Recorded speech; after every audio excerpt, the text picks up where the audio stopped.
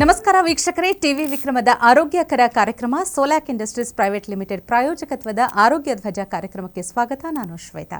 ಎಂದಿನಂತೆ ನಮ್ಮೊಟ್ಟಿಗಿದ್ದಾರೆ ವೈದ್ಯರಾದ ವಿನಯ್ ಅವರು, ಹಾಗೆ ಸೋಲಾಕ್ ಇಂಡಸ್ಟ್ರೀಸ್ ಪ್ರೈವೇಟ್ ಲಿಮಿಟೆಡ್ನ ಮ್ಯಾನೇಜಿಂಗ್ ಡೈರೆಕ್ಟರ್ ಆಗಿರುವಂತಹ ನಾಗನಗೌಡ ಪಾಟೀಲ್ ಅವರು. ಇಬ್ಬರಿಗೂ ಕೂಡ ಕಾರ್ಯಕ್ರಮಕ್ಕೆ ಆತ್ಮೀಯವಾದ ಸ್ವಾಗತ. ವೀಕ್ಷಕರೇ, ಮನುಷ್ಯನ ಜೀವನದಲ್ಲಿ ಕಾಯಿಲೆಗಳು ಬರೋದು ಸಹಜ. ಆದರೆ ಪ್ರತಿನಿತ್ಯ ಕಾಡುವಂತಹ ಸಣ್ಣ ಪುಟ್ಟ ಕಾಯಿಲೆಗಳನ್ನು ಹೇಗೋ ಮ್ಯಾನೇಜ್ ಮಾಡಿ ಬದುಕಬಿಡಬಹುದು. ಆದರೆ ಮಾರಣಾಂತಿಕ ಕಾಯಿಲೆಗಳು ಅಂತ ಬಂದಾಗ ಇಲ್ಲಿ ಬಹಳಷ್ಟು ವಿಷಯಗಳಿರುತ್ತೆ. ಇದಕ್ಕೆ ಯಾವ ರೀತಿಯ ಚಿಕಿತ್ಸೆ ಇರುತ್ತೆ ಅನ್ನೋದ್ರ ಬಗ್ಗೆ ಆಗಿರಬಹುದು. ಜೊತೆಗೆ ನಾವು ಮಾನಸಿಕವಾಗಿ ಎಷ್ಟು ಸ್ಟ್ರಾಂಗ್ ಆಗಿದ್ದೀವಿ ಅನ್ನೋದು ಕೂಡ ಬಹಳ ಮುಖ್ಯವಾಗುತ್ತೆ. ಹಾಗಾದರೆ ಇವತ್ತಿನ ಸಂಚಿಕೆಯಲ್ಲಿ ನಾವು ಕ್ಯಾನ್ಸರ್ ಎನ್ನುವಂಥ ಕಾಯಿಲೆಯ ಬಗ್ಗೆ ಮಾತನಾಡ್ತಾ ಇದ್ದೀವಿ. ಸೊ ವಿನಯ್ ಅವರೇ, ಈ ಕ್ಯಾನ್ಸರ್ ಅನ್ನುವಂಥದ್ದು ಕೇಳೋದಕ್ಕೆ ಬಹಳ ಭಯಪಡಿಸುವಂಥ ಒಂದು ವಿಷಯ. ಇದು ಕ್ಯಾನ್ಸರ್ ಬಗ್ಗೆ ಏನು ಹೇಳ್ತೀರಾ? ಅಂದರೆ ಯಾವ ಕ್ಯಾನ್ಸರ್ಗಳು ಇಲ್ಲಿ ಹೆಚ್ಚಾಗಿ ಕಾಡುವಂಥದ್ದು ಇತ್ತೀಚಿನ ದಿನಗಳಲ್ಲಿ ಆಗಿರಬಹುದು? ಇದಕ್ಕೆ ಕಾರಣಗಳೇನು? ಓಕೆ, ನಾವು ಫಿಮೇಲ್ ರಿಪ್ರೊಡಕ್ಟಿವ್ ಹೆಲ್ತ್ ಬಗ್ಗೆ ಮಾತಾಡೋದಾದರೆ ಬೆಂಗಳೂರು 3rd ಪ್ಲೇಸಲ್ಲಿದೆ ಸರ್ವಿಕ್ಸ್ ಕ್ಯಾನ್ಸರಲ್ಲಿ. ಸೊ ಗರ್ಭಕೋಶಕ್ಕೆ ಸಂಬಂಧಪಟ್ಟಿರ್ತಕ್ಕಂಥ ಕ್ಯಾನ್ಸರಲ್ಲಿ ಇಂಡಿಯಾದಲ್ಲಿ ಹೈಯೆಸ್ಟ್ ನಮ್ಮದೇನೆ.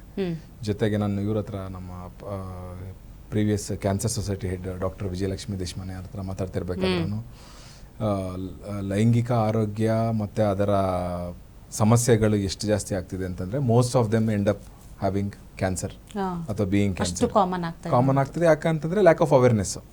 ನಮಗೆ ಹೊರಗಡೆಯಿಂದ ಬಂದಿರೋದನ್ನ ಅಕ್ಸೆಪ್ಟ್ ಮಾಡ್ಕೊಳ್ಳೋದು ಈಸಿ, ನಮ್ಮದೇ ಆದ ಹಳೆ ಪದ್ಧತಿಗಳನ್ನ ಕಲ್ಚರ್ಗಳನ್ನ ಅಕ್ಸೆಪ್ಟ್ ಮಾಡ್ಕೊಳ್ಳೋದು ಕಷ್ಟ. ಇದು ಒಂದು ರೀಸನ್ನು.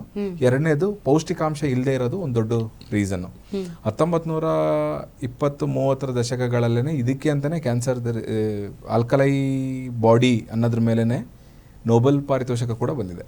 ಸೊ ನಾವು ಅದರದ್ದು ರಿಸರ್ಚ್ನ ನೋಡ್ಕೋತಾ ಹೋದ್ವಿ ಅಂತಂದರೆ ಕ್ಲಿಯರ್ಲಿ ಸ್ಟೇಟ್ಸ್ ದಟ್ ಯಾವ ಬಾಡಿ ಅಸಿಡಿಕ್ ನೇಚರ್ಲಿದೆಯೋ ಅವೇ ಕ್ಯಾನ್ಸರ್ ಬರೋದು. ನಮ್ಮ ದೇಹ ಕ್ಷಾರೀಯ ಕಂಡೀಷನ್ಲಿರಬೇಕು. ಸ್ತನಪಾನ ಮಾಡಿಸೋದ್ರಿಂದ ಹಿಡ್ಕೊಂಡು ನಾವು ಬಾಯಿ ಒಳಗಡೆ ಏನೇನು ಹಾಕಬೇಕೋ ಅವೆಲ್ಲ ಕ್ಷಾರೀಯದಾಗೆ ಇರಬೇಕು. ಅಸಿಡಿಕ್ ತೊಗೊಳಂಗಿರಂಗಿಲ್ಲ. ನಾವು ಆಲ್ಕಲೈನ್ ಕಂಡೀಷನ್ಲಿರಬೇಕು. ದೇಹದಿಂದ ಹೊರಗೆ ಹೋಗೋವೇನಿದಾವಲ್ಲ ಅವೆಲ್ಲ ಅಸಿಡಿಕ್ ಕಂಡೀಷನ್ಸ್ ಇರಬೇಕು. ಅದಕ್ಕೆ ಯೂರಿಕ್ ಆ್ಯಸಿಡ್ ಅಂತ ಕರೆಯೋದು ನಾವು. ಸೊ ನಮಗೆ ಪ್ರಾಬ್ಲಮ್ ಆಗ್ತಿರೋದೇನೆಂದರೆ ನಾವು ಊಟ ಮಾಡೋದು ಸೇತೆಗೂ ಅಸಿಡಿಕ್ಕೆ ತಗೋತಿದ್ದೀವಿ. ಜಾಸ್ತಿ ಹುಳಿ, ಜಾಸ್ತಿ ಉಪ್ಪು, ಜಾಸ್ತಿ ಖಾರ, ತುಂಬ ಸ್ಪೈಸಸ್ಸು, ಪ್ರೋಸೆಸ್ಡ್ ಫುಡ್ಗಳು. ಈಗ ನಿಮಗೆ ರಿಯಲ್ ಫುಡ್ಗೂ ಅನ್ರಿಯಲ್ ಫುಡ್ಗೂ ವ್ಯತ್ಯಾಸ ಇಲ್ದಂಗೆ ಆಗ್ಬಿಟ್ಟಿದೆ ಜನರಿಗೆ. ಈಗ ಉದಾಹರಣೆಗೆ ನಮ್ಮ ನಾಡಿನ ಹಣ್ಣು ತರಕಾರಿಗಳು ಯಾವುವು ಅಂತ ಎಷ್ಟೋ ಜನಕ್ಕೆ ಗೊತ್ತೇ ಇಲ್ಲ. 100 ವರ್ಷ ಆಯ್ತು ಅಷ್ಟೇ ಟೊಮೆಟೊ ಬಂದು ಈ ದೇಶಕ್ಕೆ. ಟೊಮೆಟೊ ಬಂದು 100 ವರ್ಷ ಆಯಿತು. ಮೆಣಸಿನ್ಕಾಯಿ ಮೆಕ್ಸಿಕೋದಿಂದ ಬಂದಿರೋದು. ಇವೆಲ್ಲ 100-150 ವರ್ಷದಿಂದ ಈಚೆಗೆ ಬ್ರಿಟಿಷರು, ಪೋರ್ಚುಗೀಸರು ಇವ್ರು ತಗೊಂಡು ಬಂದುಬಿಟ್ಟಿರೋದು. ಹಂಗಾರೆ ನಮ್ದೇನಿತ್ತು? ಕಾಳುಮೆಣಸಿತ್ತು. ಸೊ ನಮಗೆ ಮೆಣಸಲ್ಲಿ ಆ್ಯಂಟಿ ಆಕ್ಸಿಡೆಂಟ್ ಪ್ರಾಪರ್ಟೀಸ್ ಜಾಸ್ತಿ ಇದೆ ಅಂತ ಗೊತ್ತು. ಅದಕ್ಕೋಸ್ಕರನೇ ಇಲ್ಲಿಗೆ ಬಂದಿರೋದಂತ ಗೊತ್ತು. ನಿಮಗೆ ಮೆಣಸಿನ್ಕಾಯಿಗೆ 10 ರೂಪಾಯಿ, 20 ರೂಪಾಯಿ, 50 ರೂಪಾಯಿ kg ಗಂಟಲೆ ಸಿಗುತ್ತೆ ಮೆಣಸಿನ್ಕಾಯಿ. ಮೆಣಸು ಸಿಗೋಲ್ಲ ನಿಮಗೆ, 1000 ರೂಪಾಯಿ ಕೊಟ್ಕೊಳ್ಬೇಕು. ಸೊ ಪ್ರಪಂಚ ಹೆಂಗೆ ನಡೆಯುತ್ತೆ ಅಂದರೆ ಮೇಡಮ್, ಯಾವುದು ತುಂಬ ಎಕ್ಸ್ಪೆನ್ಸಿವೋ ಅದು ಯೂಶ್ವಲಿ ಒಳ್ಳೆಯದಾಗಿರುತ್ತೆ. ಮನುಷ್ಯನಿಗೆ ಯಾವ್ದು ತುಂಬ ಒಳ್ಳೇದಾಗಿರುತ್ತೋ ಅದನ್ನು ಎಕ್ಸ್ಪೆನ್ಸಿವ್ ಮಾಡಿರ್ತಾರೆ. ಇಲ್ಲ ಅಂತಂದರೆ ಅದನ್ನ ಕ್ರಿಮಿನಲೈಸ್ ಮಾಡಿರ್ತಾರೆ. ಆಂಟಿಬಯೋಟಿಕ್, ಪೇಯ್ನ್ ಕಿಲ್ಲರ್ಸ್, ನಮ್ಮ ಆಂಟಿಬಯೋಟಿಕ್ ಅಂತ ಕಾನ್ಸೆಪ್ಟ್ ಎಲ್ಲ ಆಯುರ್ವೇದದಲ್ಲಿ. ಪೇಯ್ನ್ ಕಿಲ್ಲರ್ಗೆ ಏನು ಕೊಡ್ತಿದ್ರು ಮೊದಲು? ವಿಜಯವಟಿ ಅಂತ, ನಮಗೆ ಇದು CBD ಕ್ಯಾನಬಿಸ್ ಆಯಿಲ್ ಅಂತ ಕರಿತೀವಲ್ಲ, ಅದು ಈಗ ಮೆಡಿಕಲಿ ಲೀಗಲೈಸ್ ಮಾಡ್ತಾ ಇದ್ದಾರೆ. ಅಥವಾ OPM, ಗಸಗಸೆ ಕಾಯಿಂದ ನಿಮಗೆ ಅದನ್ನು ಹಾಲು ತೆಗೆದ್ರೆ ಅದು ನಿಮಗೆ ಅಫೀಮ್ ಆಗುತ್ತೆ. ಅಫೀಮ್ ಅಂತ ಕರೀತಾರೆ, OPM ಅಂತ ಕರಿತೀವಿ. ಇವು ಪೇಯ್ನ್ ಕಿಲ್ಲರ್ಸ್, ಅವು ಇಲ್ಲೀಗಲ್ಲು. ಅಥವಾ ದೇ ಆರ್ ಎಕ್ಸ್ಪೆನ್ಸಿವ್. ಯಾವುದು? ನಿಮಗೆ ಏಲಕ್ಕಿ ಚೆನ್ನಾಗಿ ಬಾಡಿಗೆ ಒಳ್ಳೇದು ಅಂತ ಗೊತ್ತು, 4000 ರೂಪಾಯಿ kg. ಇಷ್ಟು ಗ್ರಾಮ್ ತಗೊಳ್ಳೋಕ್ಕೆ ತಿನ್ನೋದೇ ಬಿಟ್ಬಿಡ್ತಾರೆ ಜನ, ತಿನ್ನೋಕ್ಕೆ ಹೋಗೋದಿಲ್ಲ. ಅದನ್ನೇನು ಹಾಕ್ಲಿಲ್ದಂಗೆ ಮಾಡೋಣ ಅಂತ. ಅದು ಎಷ್ಟು ಮೆಡಿಕಲ್ ಪ್ರಾಪರ್ಟೀಸ್ ಇದೆ.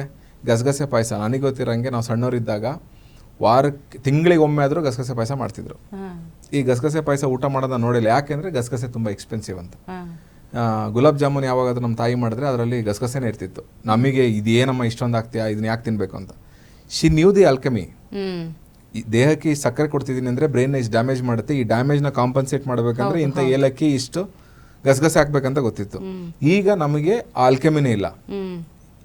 ಕಸ ದೇಹದೊಳಗಡೆ ತುಂಬಿಸ್ತಿರೋದು 90% ಕಸ. ಎರಡನೇದು ದೇಹದ ಹೊರಗಡೆಯಿಂದ ತುಂಬಿಸ್ತಿರೋದು ಕಸ. ಸ್ಯಾನಿಟರಿ ಪ್ಯಾಡ್ಸ್ ಅಂತ ಮಾಡ್ತಾರೆ. ಕಾರ್ಕೋಟಕ ವಿಷ, ಕಾರ್ಸಿನೋಜೆನಿಕ್ಸೇ ಇರೋದರಲ್ಲಿ. ನಿಮ್ಮ ದೇಹ ಗರ್ಭನ ಶುದ್ಧಿ ಮಾಡ್ಕೊಂಡ್ರೆ ಕಸ ಹೊರಗಡೆ ಹಾಕಕ್ಕೆ ಟ್ರೈ ಮಾಡ್ತಾ ಇದೆ, ನೀವು ವಾಪಸ್ ಅದನ್ನು ದೇಹದ ಒಳಗಡೆಯಿಂದ ಅಂಟಿಸಕ್ಕೆ ಟ್ರೈ ಮಾಡ್ತಿದ್ದೀರಿ. ಪ್ಯಾಡ್ ಇದೆ, ಅಲ್ಲಿ ಬಂದು ಸೇರ್ಕೊಳ್ಳುತ್ತೆ, ಅದು ಜೆಲ್ ಫಾರ್ಮ್ ಆಗುತ್ತೆ, ಅದು ಮತ್ತೆ ನಿಮ್ಮ ಚರ್ಮಕ್ಕೆ ಅಂಟಿ ಮತ್ತೆ ಚರ್ಮದ ಒಳಗಡೆಯಿಂದ ವಾಪಸ್ ಕಳ್ಸಕ್ಕೆ ಟ್ರೈ ಮಾಡ್ತಿದ್ದೀರಾ. ದೇಹ ಕ್ಲೀನ್ ಮಾಡ್ಕೊಳ್ತಿರೋದನ್ನ ಕ್ಲೀನ್ ಮಾಡ್ಕೊಳಕ್ಕೆ ಬಿಡಬೇಕು ಅನ್ನೋ ಕಾಮನ್ ಸೆನ್ಸ್ ಇಲ್ಲ ನಮಗೆ. ಕಾಟನ್ ಪ್ಯಾಡ್ಸ್ ಯೂಸ್ ಮಾಡ್ಬೋದು, ಅದನ್ನ ಯಾರು ತೊಳಿತಾರೆ?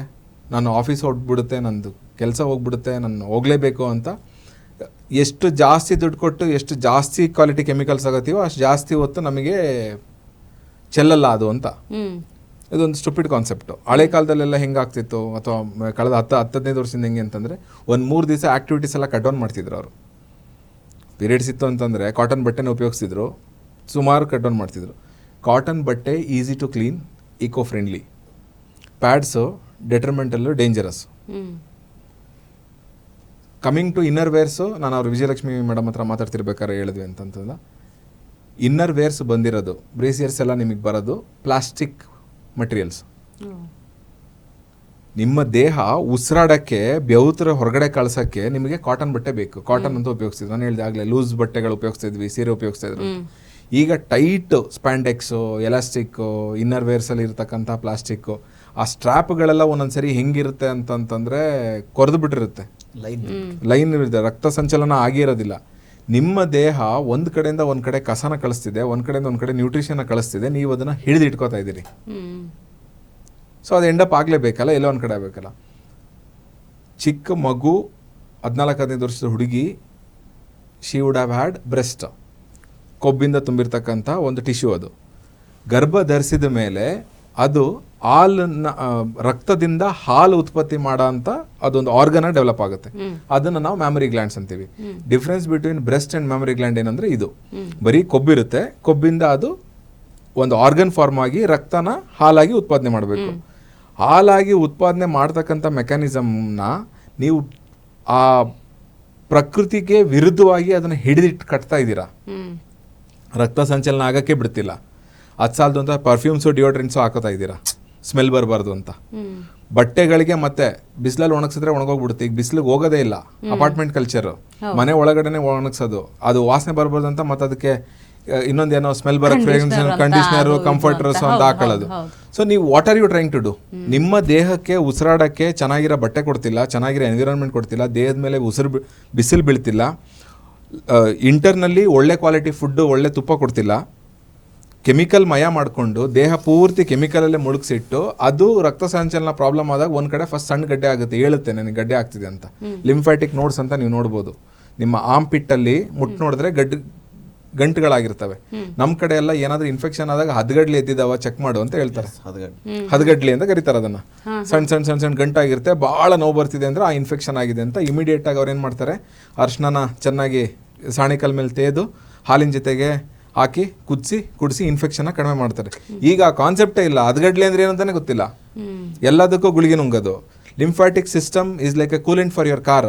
ನಿಮ್ಮ ಕಾರ್ಗೆ ನೀವು ಹೆಂಗೆ ಇಂಜಿನ್ ಕಡಿಮೆ ಆಗೋಕ್ಕೆ ನೀವು ಕೂಲೆಂಟ್ ಮೇಂಟೈನ್ ಮಾಡ್ತಿರೋ, ನಮ್ಮ ದೇಹಕ್ಕೆ ಲಿಂಫ್ಯಾಟಿಕ್ ಸಿಸ್ಟಮ್ ಇದೆ.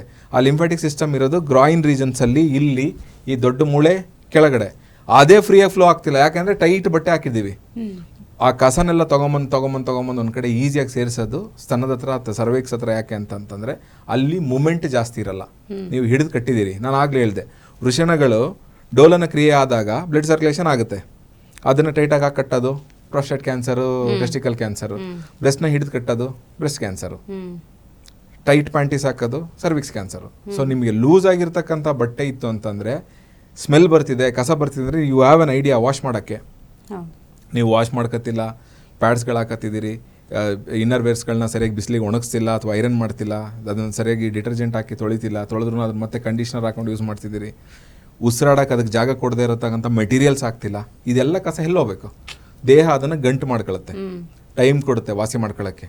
ಅಸಿಡಿಕ್ ನೇಚರ್ಗೆ ಹೋಗುತ್ತದು, ಒಂದು ಟೈಮ್ ಕೊಡುತ್ತೆ. ಆವಾಗೂ ಸರಿ ಮಾಡ್ಕೊಳ್ಳಿಲ್ಲ, ಲೈಫ್ ಸ್ಟೈಲ್ ಚೇಂಜ್ ಮಾಡ್ಕೊಳ್ಳಿಲ್ಲ, you end up being dead. ಇದು ನನ್ನ ಗೋಲ್ ಆಫ್ ಲೈಫು. ನಾನು ಇಲ್ಲಿ ಹುಟ್ಟಿದ್ದೀನಿ, ನಾನು ಇಲ್ಲಿಂದ ಇಲ್ಲಿ ತನಕ ಸೀದಾ ಹೋಗ್ಬೇಕು. ನಾನು ಯಾವಾಗ ಡಿವಿಯೇಟ್ ಆಗ್ತೀನಲ್ಲ, ಇದನ್ನು we call it as angle theory ಅಂತ ಕರಿತೀವಿ ನಾವು ಸೈಕಾಲಜಿಲಿ. ಸೊ ನನ್ನ ಗೋಲ್ ಹಿಂಗಿದೆ, ನಾನು ಹಿಂಗೆ ಹೋಗ್ಬೇಕು. ನನ್ನ ನ್ಯಾಚುರಲ್ ಫ್ಲೋ ಆಫ್ ಲೈಫು, ನನಗೆ ಬೇಕಾಗಿರೋಷ್ಟು ಬಿಸಿಲು, ಗಾಳಿ, ವಾತಾವರಣ, ಸರ್ಕ್ಯುಲೇಷನ್ ಆಗಲಿ ಅಂದರೆ ನಾನು ಡಿವಿಯೇಟ್ ಆಗಿ ಶುರು ಆದಂದರೆ ಸಣ್ಣ ಕಾಯಿಲೆ ಬರುತ್ತೆ ಫಸ್ಟ್. ಕಾಯಿಲೆ ಬಂದ ತಕ್ಷಣ ತಿದ್ಕೊಂಡು ವಾಪಸ್ ಬಂದ ನಾನು ಮೇನ್ ಸ್ಟ್ರೀಮಿಗೆ ಬರ್ತೀನಿ. ಅಲ್ಲಿ ತಿದ್ಕೊಳ್ಳಿಲ್ವಾ, ಇದು ಆ್ಯಂಗಲ್ ಮತ್ತೆ ದೊಡ್ಡದಾಗ್ತಾ ಹೋಗುತ್ತೆ. ಎಷ್ಟು ಆ್ಯಂಗಲ್ ದೊಡ್ಡದಾಗ್ತಾ ಹೋಗುತ್ತೆ ಅಷ್ಟು ದೊಡ್ಡ ಕಾಯಿಲೆ ಬರ್ತಾ ಹೋಗುತ್ತೆ. ನಿಮಗೆ ಫಸ್ಟ್ ಹುಷಾರಿಲ್ಲ ಅಂದರೆ ಒಂದು ದಿವಸ ಹುಷಾರಿಲ್ದಂಗೆ ಆಗ್ತೀರಿ, ಕಷಾಯ ಕುಡಿದ್ರೆ ಸರಿ ಆಗುತ್ತೆ. ಇಲ್ಲ ನೀವು ಅವಾಗ ಏನು ಮಾಡಿದ್ರಿ, ಒಂದು ಗುಳಿಗೆ ತಗೊಂಡ್ರಿ ಹೋದ್ರಿ, ನೆಕ್ಸ್ಟು ಒಂದು ವಾರ ಮಲಗಿಸುತ್ತೆ, 3 ದಿವಸ ಮಲಗಿಸುತ್ತೆ ನಿಮಗೆ. 3 ದಿವಸಕ್ಕೆ ನೀವು ಹುಷಾರಾಗಲಿಲ್ಲ, ಮತ್ತು ಕೆಮಿಕಲ್ ನುಂಗೋದು, ಇಂಜೆಕ್ಷನ್ ತಗೊಳ್ಳೋದು, ಹೋಗೋದು. ನಿಮಗೆ ಬಾಡಿ ಕೇಳ್ತಿರೋದು ಲೈಫ್ ಸ್ಟೈಲ್ ಚೇಂಜ್. 3 ದಿವಸ ಆಯಿತು ಮಾಡಲಿಲ್ಲ, ಮತ್ತು 1 ವಾರ ಮಾಡ್ತೀರಿ, 1 ವಾರ ಮಂಗಿಸುತ್ತೆ, 1 ವಾರಕ್ಕೂ ಬಗ್ಲಿಲ್ಲ ನೀವು, ಆಮೇಲೆ 15 ದಿನ ಮಂಗಿಸುತ್ತೆ, 15 ದಿನಕ್ಕೂ ಬಗ್ಲಿಲ್ಲ ನೀವು, ಮತ್ತು ಏನೋ ಒಂದು 4-5 ದಿವಸ ರೆಸ್ಟ್ ತೊಗೊಳ್ಳೋದು, ಡ್ರಗ್ಸ್ ತೊಗೊಳ್ಳೋದು, ಇಂಜೆಕ್ಷನ್ ತೊಗೊಳ್ಳೋದು, ಮೇಕಪ್ ಮಾಡ್ಕೊಂಡು ಹೋಗ್ಬಿಡೋದು ಕೆಲಸಕ್ಕೆ, ಮಸ್ಟ್ 1 ತಿಂಗಳು ಮಲಗಿಸುತ್ತೆ. ಅದಾದಮೇಲೂ ಬಂದಿಲ್ವಾ, then body will come up with a disease. So it as for a time. ನನಗೆ ಕಾಯಿಲೆ ಬಂದೆ, ನನ್ನ ಟೈಮ್ ಕೊಡಂತ.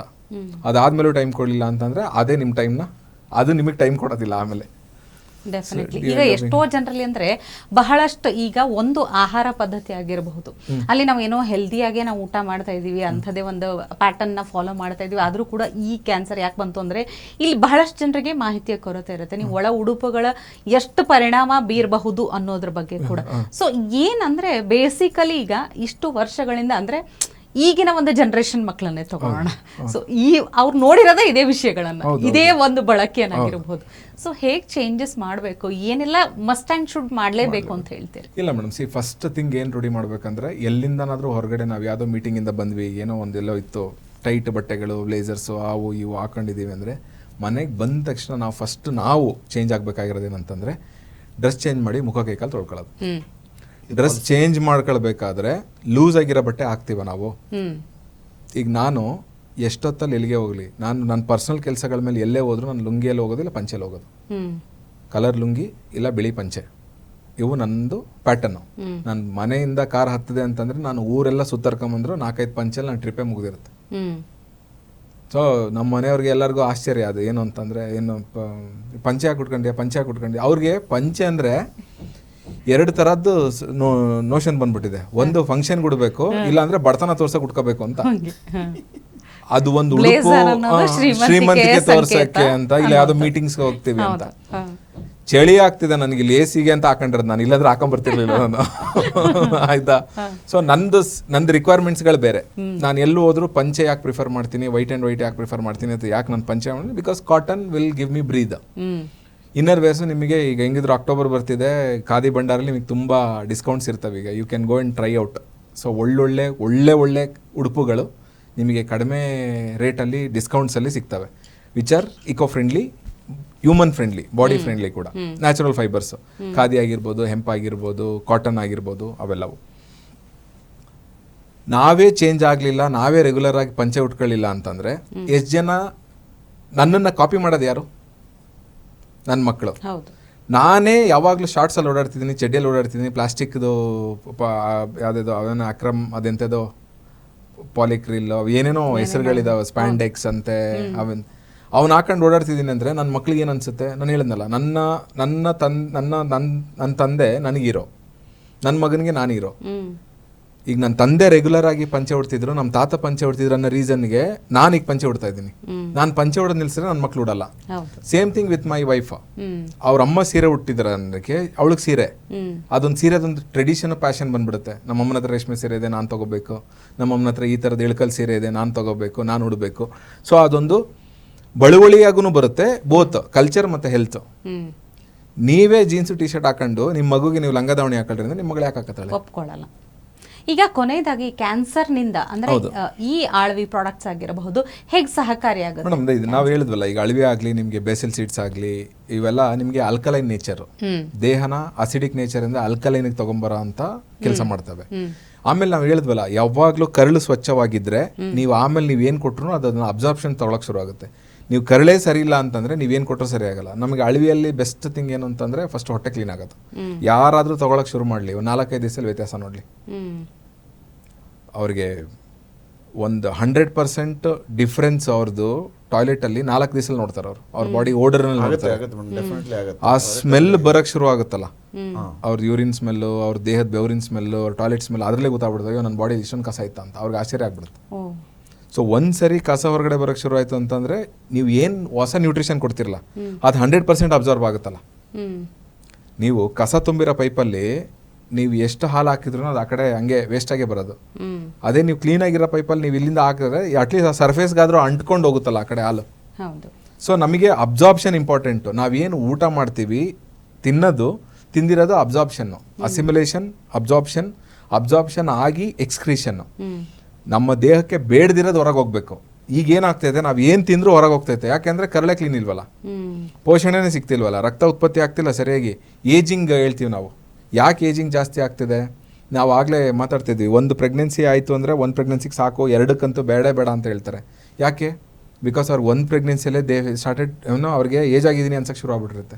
ನಾನು ತುಂಬ ಚೆನ್ನಾಗಿದೆ ನೋಡೋಕ್ಕೆ, ಮುಖ ಇಳೆ ಬಿಟ್ಟಿದ್ದೀನಿ, ಬಿಳ್ಚ್ಕೊಂಡ್ಬಿಟ್ಟಿದೆ, ಬಿಳಿ ಕೂದಲಾಗಿದೆ, ಬಾಡಿ ಸ್ಟ್ರಿಂಕ್ ಆಗಿದೆ, ಪಫ್ಡ್ ಅಪ್ ಆಗಿಬಿಟ್ಟಿದೆ, ಇನ್ಫ್ಲಮೇಷನ್ ಜಾಸ್ತಿ.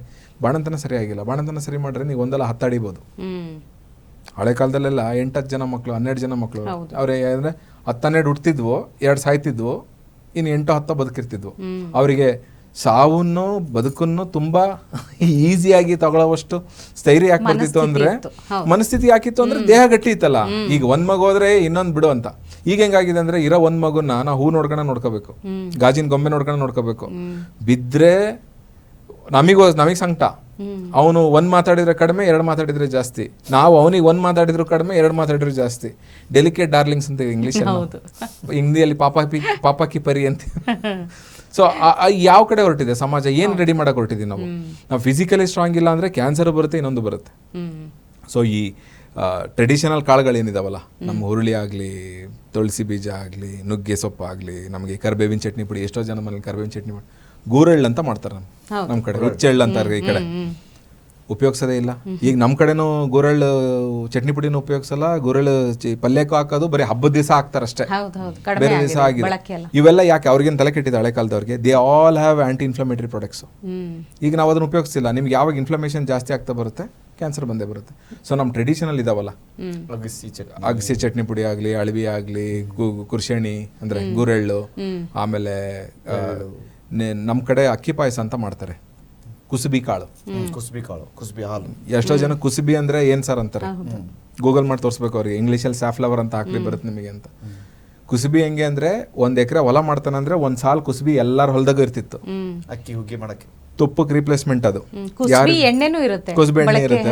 ಹೌದು. ಯಾರಿಗೆ ತುಪ್ಪ ಕೊಳ್ಳಕ್ ಆಗ್ತಿಲ್ಲ, ತುಪ್ಪ ಎಕ್ಸ್ಪೆನ್ಸಿವ್, ಅವ್ರು ಕುಸುಬಿ ಹಾಕೊಂಡು ತಿಂತಿದ್ರು, ರೊಟ್ಟಿಗಾಗ್ಲಿ ಚಟ್ನಿ ಪುಡಿಗಾಗ್ಲಿ ಅಂತ. ಈಗ ಕುಸುಬಿನೇ ಎಕ್ಸ್ಪೆನ್ಸಿವ್. ಅಯ್ಯೋ ಸರ್, 800 ರೂಪಾಯಿ ಲೀಟ್ರ್, 900 ರೂಪಾಯಿ ಲೀಟ್ರ್ ಅಂತಾರೆ. ಹೌದು, ಡಿಮ್ಯಾಂಡ್ ಸಪ್ಲೈ ಕಾನ್ಸೆಪ್ಟ್. ಬಟ್ ಹೆಲ್ತ್ಗೆ ಎಷ್ಟೇ ಬೆನಿಫಿಷಿಯಲ್ ಅದು. ನಿಮಗೆ ಕಾದರ್ವಲ್ಲಿ ಸರ್ ಹೇಳ್ತಾರೆ, ಎಷ್ಟೊಂದು ಕ್ಯಾನ್ಸರ್ ಪೇಷಂಟ್ಸ್ ಅಲ್ಲಿ ಈ ಹಸ್ ಟ್ರೀಟೆಡ್ ಓನ್ಲಿ ವಿತ್ ಕುಸುಬೆ ಮತ್ತೆ ಎಳ್ಳು ಮತ್ತೆ ಕೊಬ್ಬರಿ ಎಣ್ಣೆಗಳಲ್ಲಿ. ತುಂಬಾ ಕಾಯಿಲೆಗಳು, ಥೈರಾಯ್ಡ್ ಎಲ್ಲ ನಾವು ಇದರಲ್ಲೇ ಕ್ಲಿಯರ್ ಮಾಡ್ಬೋದು. ಬರೀ ಕುಸುಬೆ ಎಣ್ಣೆ ಕುಡಿಯೋದ್ರಿಂದನೇ, ಗುರೆಳ್ಳು ಕುರ್ಶಣಿ ಎಣ್ಣೆ ಕುಡಿಯೋದ್ರಿಂದನೇ ವಾಸಿ ಆಗುತ್ತೆ. ಕ್ಯಾನ್ಸರ್ ಬಂದ ಮೇಲೆ ಕುಡಿತೀನಿ ಅನ್ನೋದಕ್ಕಿಂತ ಬರ್ಲಿಕ್ಕಿಂತ ಮುಂಚೆ ರೆಗ್ಯುಲರ್ ಆಗಿ ಚಟ್ನಿ ಪುಡಿ ಮಾಡ್ಕೊಂಡು ಉಣ್ಬೋದಲ್ಲ. ಡೆಫಿನೆಟ್ಲಿ. ಸೊ ಇವತ್ತಿನ ಸಂಚಿಕೆಯಲ್ಲಿ ಮಹಿಳೆಯರು ಹೆಚ್ಚಾಗಿ ಕಾಡುವಂಥ, ಅವರು ಅನುಭವಿಸುವಂಥ ಕ್ಯಾನ್ಸರ್ಗಳ ಬಗ್ಗೆ ತಿಳಿಸ್ಕೊಟ್ಟಿದ್ದೀರಿ. Thank you so much. ನೋಡಿದ್ರಲ್ಲ ವೀಕ್ಷಕರೇ, ಹೆಚ್ಚಾಗಿ ಮಹಿಳೆಯರು ಅನುಭವಿಸುವಂಥ ಸರ್ವಿಕ್ಸ್ ಕ್ಯಾನ್ಸರ್ ಆಗಿರ್ಬೋದು, ಬ್ರೆಸ್ಟ್ ಕ್ಯಾನ್ಸರ್ ಆಗಿರ್ಬೋದು, ಇಲ್ಲಿ ಆಹಾರ ಪದ್ಧತಿ, ಜೀವನ ಶೈಲಿಯಷ್ಟೇ ಒಳ ಉಡುಪುಗಳ ಪ್ರಾಮುಖ್ಯತೆ ಕೂಡ ಬಹಳ ಮುಖ್ಯ ಆಗುತ್ತೆ ಅನ್ನುವಂಥದ್ದನ್ನು ಇವತ್ತಿನ ಸಂಚಿಕೆಯಲ್ಲಿ ತಿಳಿದುಕೊಂಡಿದ್ವಿ. ಮುಂದಿನ ಸಂಚಿಕೆಯಲ್ಲಿ ಮತ್ತೊಂದು ಹೊಸ ವಿಷಯದೊಂದಿಗೆ ಭೇಟಿಯಾಗೋಣ. ನಮಸ್ಕಾರ. ಟಿವಿ ವಿಕ್ರಮ, ದೇಶ ನಿಮ್ಮ ಕೈಯಲ್ಲಿ. ಈ ಕಾರ್ಯಕ್ರಮ ನಿಮಗೆ ಇಷ್ಟ ಆಗಿದ್ದಲ್ಲಿ ಲೈಕ್, ಶೇರ್ ಹಾಗೂ ಕಮೆಂಟ್ ಮಾಡಿ. ಟಿವಿ ವಿಕ್ರಮದ ಕಾರ್ಯಕ್ರಮಗಳನ್ನು ನಿರಂತರವಾಗಿ ವೀಕ್ಷಿಸಲು ಸಬ್ಸ್ಕ್ರೈಬ್ ಮಾಡಿ, ಬೆಲ್ ಐಕನ್ ಒತ್ತಿ.